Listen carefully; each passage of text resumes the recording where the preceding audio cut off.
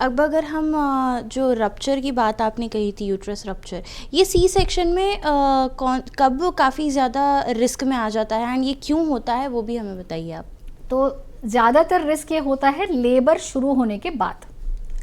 अगर 2 या 2 से ज़्यादा सिजेरियन हो चुका है तो ऐसे प्रेगनेंसी में भी कभी कभार क्या होता है, पेन्स शुरू नहीं होते हैं बट प्रेगनेंसी के दौरान ही स्कार जो है थोड़ा थोड़ा कर करके लूज़ होना शुरू होता है। तो ऐसे वुमेन को आइडेंटिफाई करना बहुत ज़रूरी है और उनको वार्निंग साइंस बोलना ज़रूरी होता है कि किस टाइम पे उनको ये सस्पेक्ट करना चाहिए कि स्कार में कुछ प्रॉब्लम है।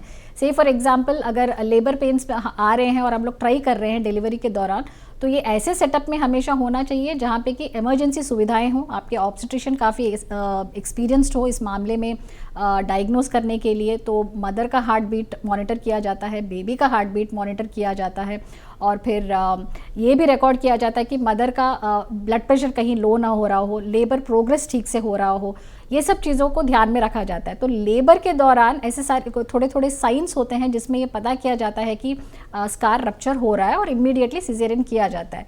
तो ये हाईएस्ट रिस्क है लेबर के दौरान, जब पेन्स होते हैं तब उस टाइम पे। अब पोस्ट सिजेरियन के टाइम पे एक विमेन को कौन कौन से स्कैन्स आप लोग सजेस्ट करते हैं एंड कितने ज़्यादा ये स्कैन्स इंपॉर्टेंट साबित होते हैं, आप उस बारे में हमें थोड़ा कुछ बताइए।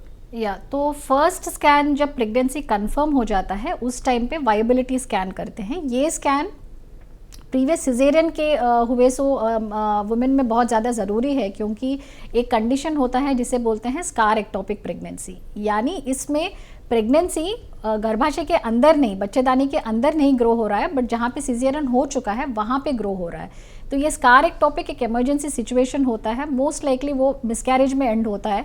कभी कभार मदर को एक्सेसिव ब्लीडिंग होने का चांस होता है। तो ये स्कार एक्टोपिक को आइडेंटिफाई करना ज़रूरी है।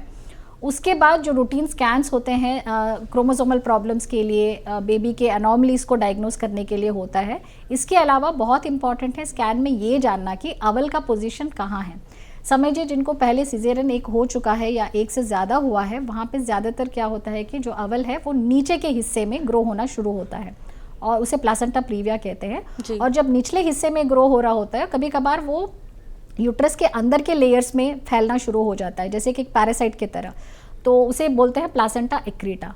ये भी बहुत हाई रिस्क प्रेगनेंसी है क्योंकि इसमें मदर को ब्लीडिंग होने का चांस होता है, इमरजेंसी सिजेरियन का चांस होता है, ब्लीडिंग ज़्यादा होने का चांस होता है और कई बार ऐसे सिचुएशन में यूट्रस रिमूवल भी ज़रूरी हो जाता है।